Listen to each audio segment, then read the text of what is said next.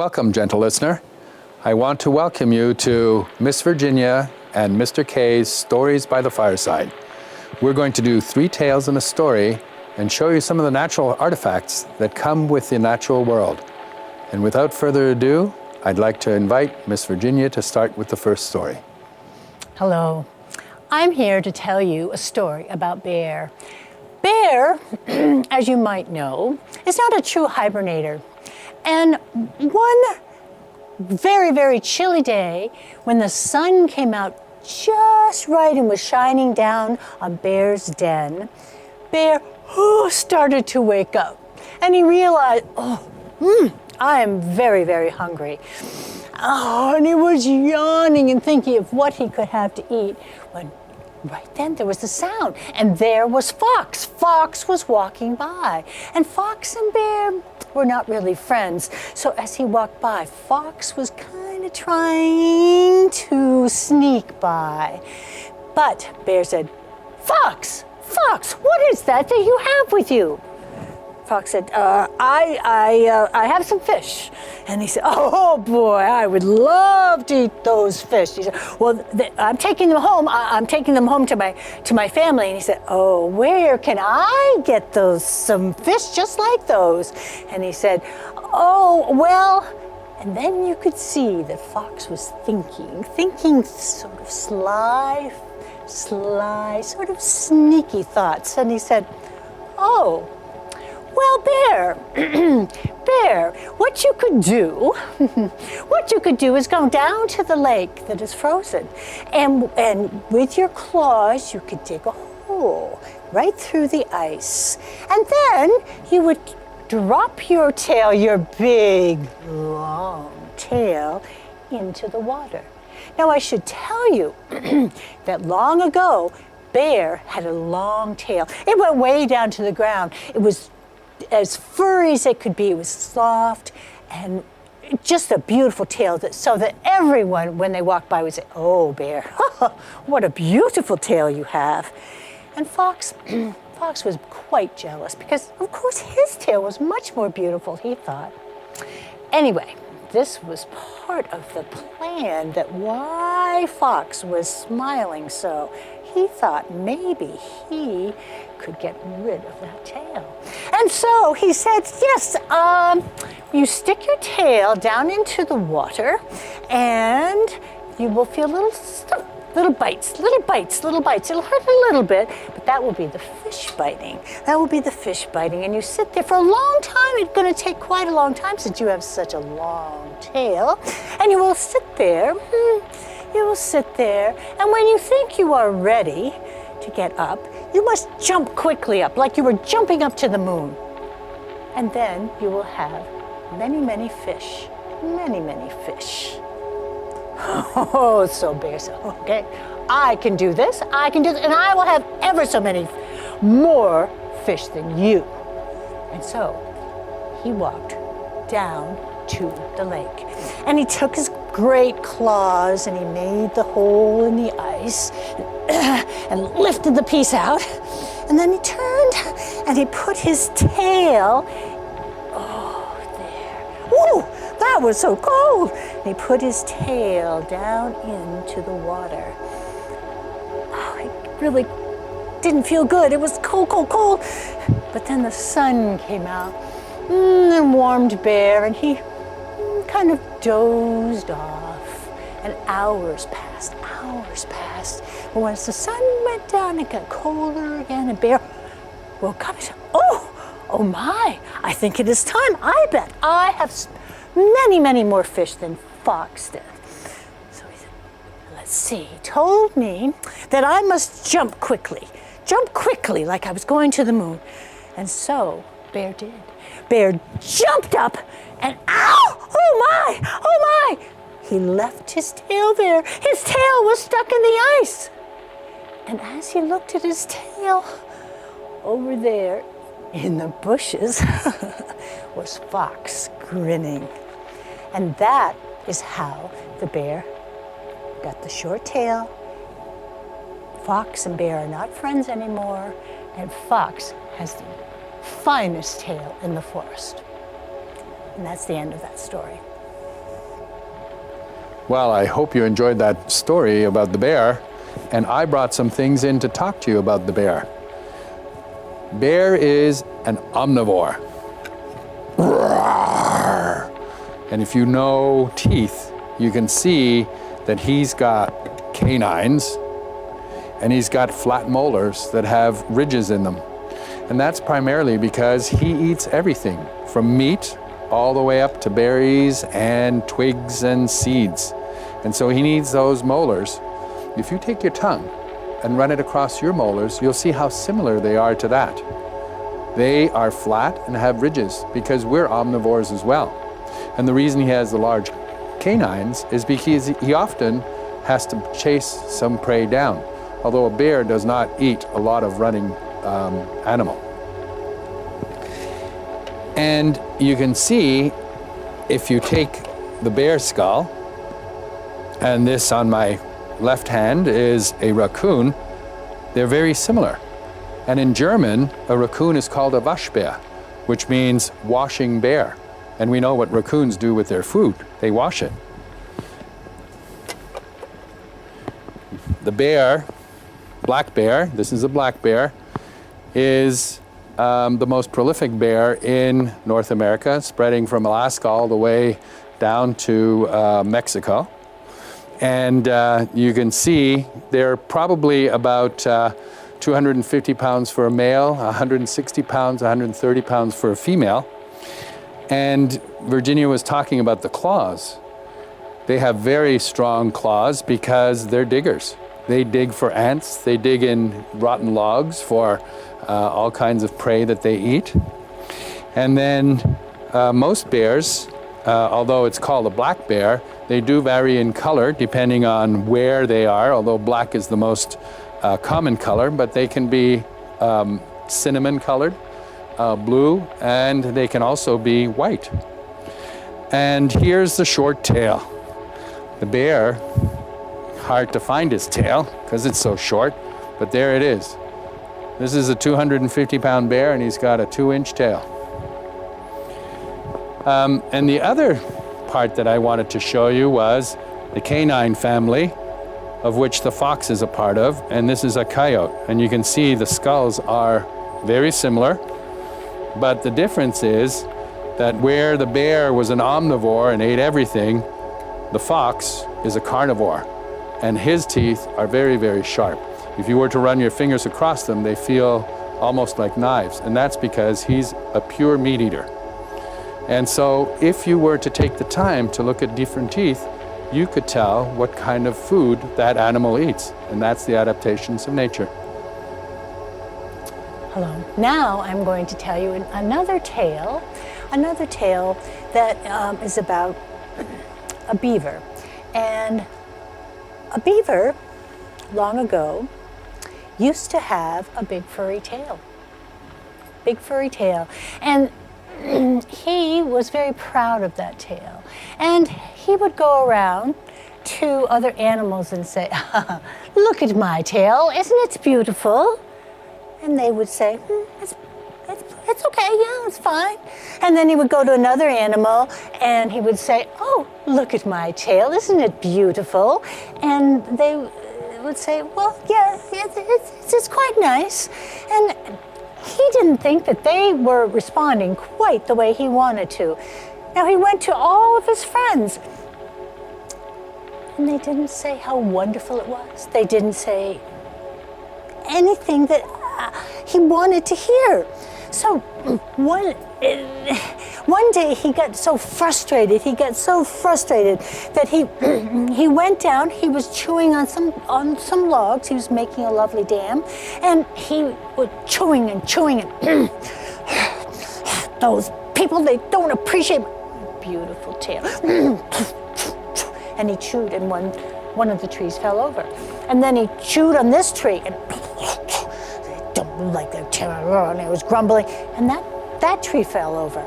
Well, just then, the deer came along, and Deer said, hello, Beaver, what are you doing?" And he said, "I'm building a dam, and look at my beautiful tail." "Oh, It's a nice tail. It's an okay tail.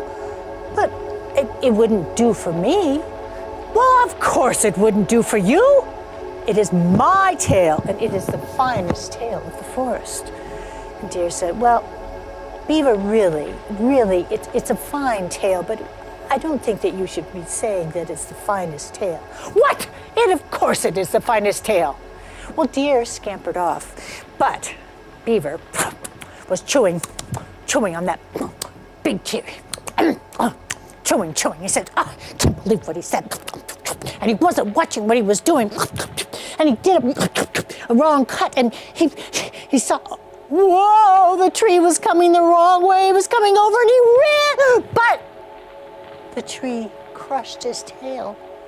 It crushed his tail. Sorry. And he was stuck there, and he pulled, and he pulled, and he pulled, and he pulled, and he finally, he got out. But his big furry tail was now a flat tail. And that is how Beaver got to have a tail like this. Thank you, Virginia. The beaver, a very major, important part of North American culture and economy. We have, as we know, the beaver was almost eradicated because of its fine fur. This was the first major industry, and it also brought a lot of discovery and adventure to the rest of the continent. John Astor, the first millionaire, made his money with beaver pelts. The beaver has very sharp teeth and unique in the sense that, as with most rodents, the teeth continue to grow on a daily basis. And if we were to look at this beaver and pull his tooth out, this is the tooth, the size of the tooth that we have in his skull. And if you notice, the tooth has a very hollow end, very thin, and as it grows and pushes, it continues to grow and solidify. And it has an orange side and a white side. That's because the beaver, as he chews, will use the orange from the top part, the hard part, on the white of the bottom part, and then alternate. And what he continues to do is, as he chews and as he sits there, he gets a very, very sharp, chisel-like edge to that tooth. And those teeth can then take and go through hardwood, and they make chips like this. If you're ever a woodworker, if you've ever been a woodworker or done any kind of chisel work, you know how hard it is to get a chip this size. And they can take a tree of this diameter down in about 20 minutes. The beaver also has webbed feet, and that is what allows him to swim half a mile underwater and probably swim about 5 to 6 miles an hour. And this collapses, so for a beaver is usually about 60 pounds, is the largest rodent in North America. The capybara is the largest one in the world, and has a cousin, the muskrat, that looks very much like a beaver, except it doesn't have a leathery tail and it's not flat. The back paws of the beaver open up so that he can paddle. And the thing that's very interesting here is you can see that he's got one nail on each back paw that's split. And you say, boy, he probably doesn't go to a manicurist that often, or a pedicurist in his case, I guess. But in actuality, that is one of nature's little adaptations. So what he does with that is a knit comb, where he actually combs through his fur to make sure that it's totally clean. Because the beaver has two coats. He's got felt underneath and guard hair on the outside, which allows him to be totally waterproof. There's no water that comes to his skin. The front paws, you can see, are much smaller than the back paws, and those are only used to grab things and bring to his dam. So what he does with the paws when he's swimming underwater is he curls them in and brings them to his chest, and should he encounter a log, he pushes off from it like that. The other thing he does too is very often it's a misconception that he uses his tail to bring mud and rocks and branches to the dam, but in actuality he'll scoop up mud and carry it in his front paws, or he'll roll rocks along the bottom of the pond, and branches and things he'll carry in his teeth. You can see that he does not, this animal does not have any canines. He's got the front teeth and he's got molars. And again, the molars are ridged so that they can cut through plant material. So this is an herbivore, very similar to deer. And both of these animals are prey animals. So if you look at the deer, it too has only molars and no canines, and the deer has a further adaptation that it has no top front teeth on the top jaw, because what it does is it clamps grass against the teeth and then pulls it out when it's eating. The other thing that's important is, and if you ask any kindergartner or a first grader, they'll tell you, eyes to the side, born to hide. Eyes to the front, born to hunt.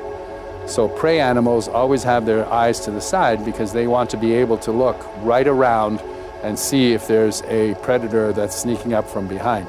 Of course, they lose the ability to have the binocular vision that most predators have, but rather be able to see movement than see clearly.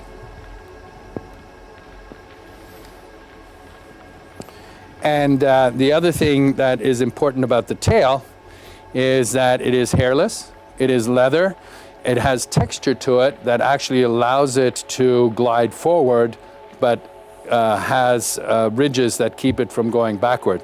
And a beaver will use this tail as balance. And another important part is, so when he's sitting on land, it keeps him from falling.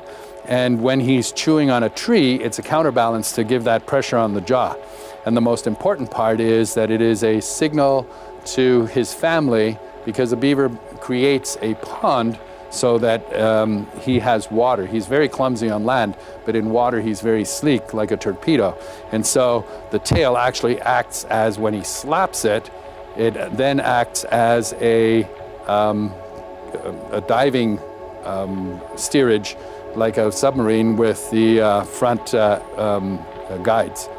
And the thing that, if I simulate the beaver slap, the tail will come down on the water and have everybody in the area sound like a shot. It will scare the predator, and at the same time tells the rest of the family, time to leave this area. This story is about a mean goat. Well, one day, a farmer went to the farmer's market. I think it might have been right down here in St. Albans.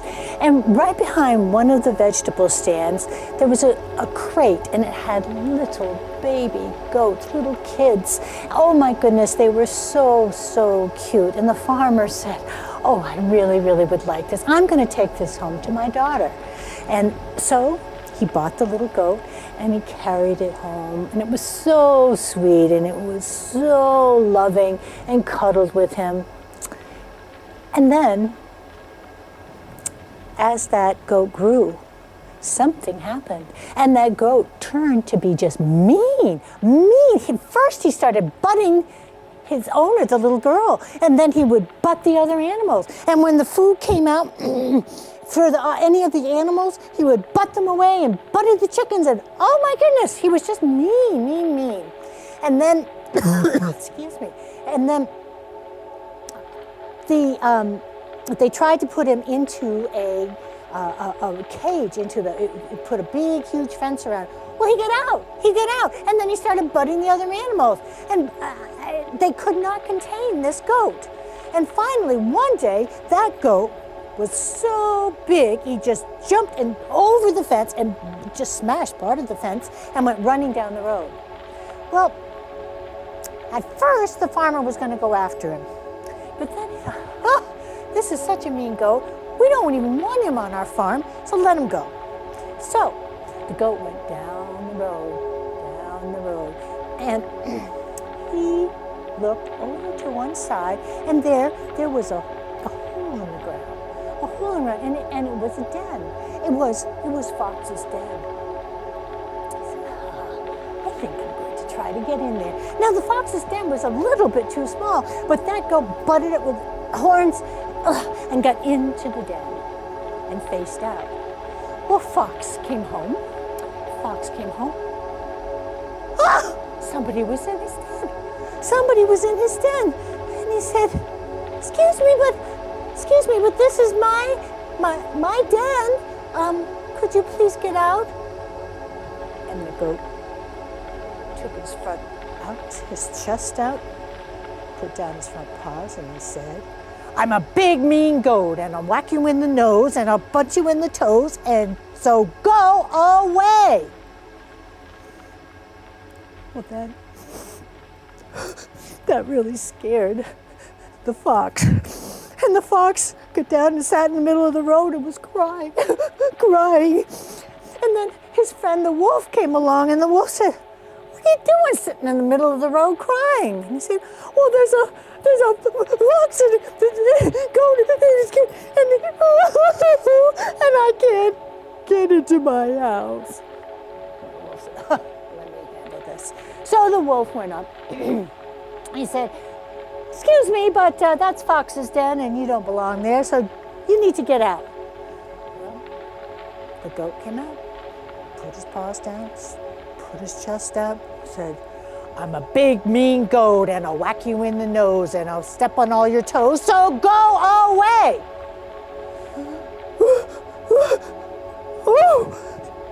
That even scared Wolf. So Wolf sat down beside Fox, and they both were crying in the middle of the road. Oh, dear. Well, along came Bear. Now, Bear was their friend. And Bear said, oh, my goodness, what are you doing? What are you doing sitting in the middle of the road crying? And they said, there's a God, and it says we won't let me in, and it is my house, and I can't go home. And Bear said, I'll take care of this. And he waddled over, and he said, hey! Get out of that house. Well, the goat did the same thing, came out, put both of his hooves down, stuck his chest out, and he said, I'm a big, mean goat, and I'll whack you in the nose, and I'll step on all your toes, so go away!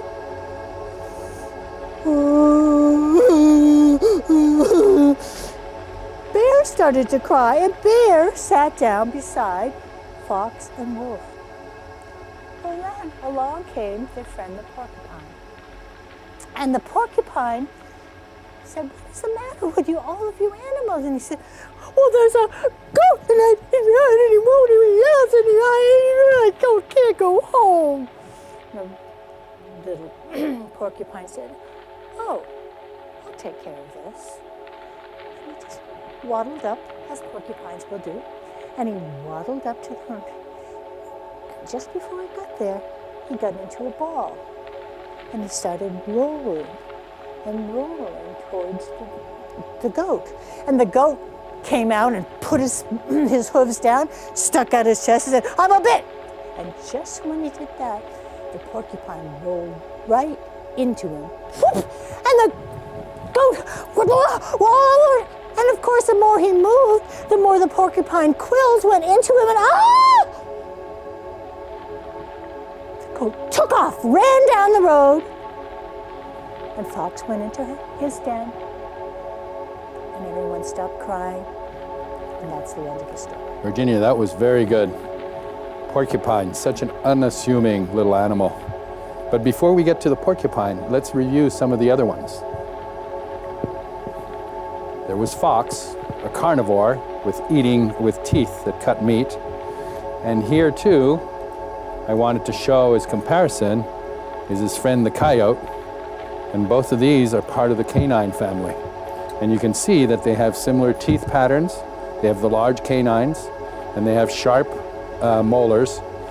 And then then the eyes to the front. Remember, eyes to the side, born to hide, but eyes to the front, born to hunt. And then if we were to take the next canine up, this is a wolf. And you can see that the wolf is definitely a very good hunting machine. Not only does he have very big canines, but he also has, and you can see this from the head ridge here, that his muscle is very thick that combines to the back of the lower jaw. And he's able to produce a lot of pounds per square inch on those back teeth. And then the other thing that's really interesting is that these teeth, these molars, actually have ridges. And so when he chomps down on a bone, that bone rides up on the ridge, and it's almost like a saw that it cuts it through and notches it, and then he can break it open and eat the marrow.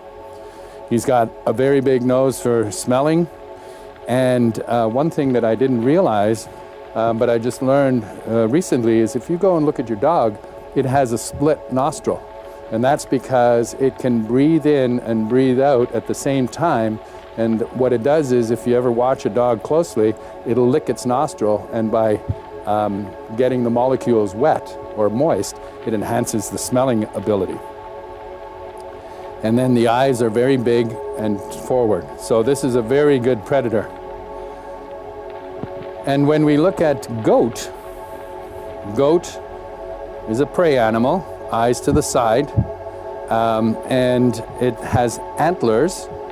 It has horns as opposed to antlers, and the horn actually has skin on the outside and is bone, just like a cow. And if you were to cut this bone off, it wouldn't grow, whereas antlers grow back every year. Do you know why antlers, older deer have larger antlers than young ones?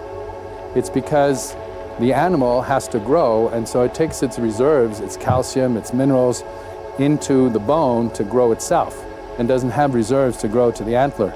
But as it gets older, since it's already the right size, then it can push all of that reserve up to the antlers and grow large antlers. Bone and these horns will continue to grow every year, and eventually some sheep actually go, or goats get curled horns. Whoop. And then the other thing too is, if you look at the teeth, they are very much like the herbivores that we've seen before, both in deer and in beaver, that they're flat and ridged so that they can take the plant material and grind it up.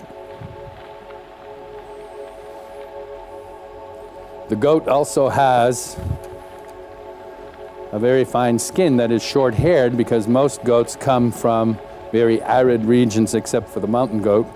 And you can see it's short-haired and sheds dust and dirt quite easily.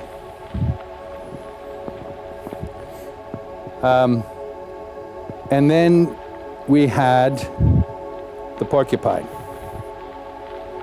Here's the back leg and the front leg of a porcupine. A porcupine is a waddler, which means that it moves the 2 feet on one side at the same time, and then puts its weight to the other side, and so it's going back and forth and back and forth. The porcupine has quills all over its body, and that's his defense. He doesn't have to move fast. He can store his energy. He also has very sharp claws because he's a digger, and the front ones, just like the bear, are very strong and thick. A porcupine's quills are of varied dimension, and you have some very long ones, and you also have some very short ones, and you also have some very thin ones, because they almost act like guard hair.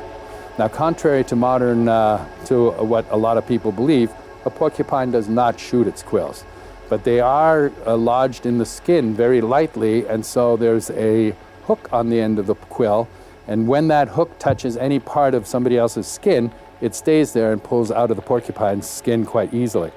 And then if you get enough quills, it'll actually kill you, because the quill will continue to work into the skin and in towards an artery or a heart or a lung. And so if an animal is unfortunate enough not to stay away from a porcupine, it can actually get killed by it.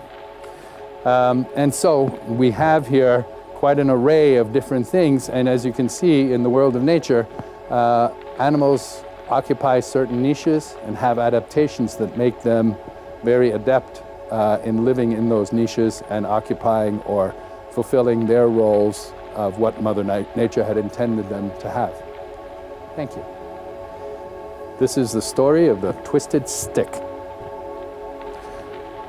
One day, when the sun was down, the squirrel sat in its hole and looked out across to the oak and said, today when the sun rises and that sunbeam hits that acorn, it is going to be ripe. And I'm going to be ready.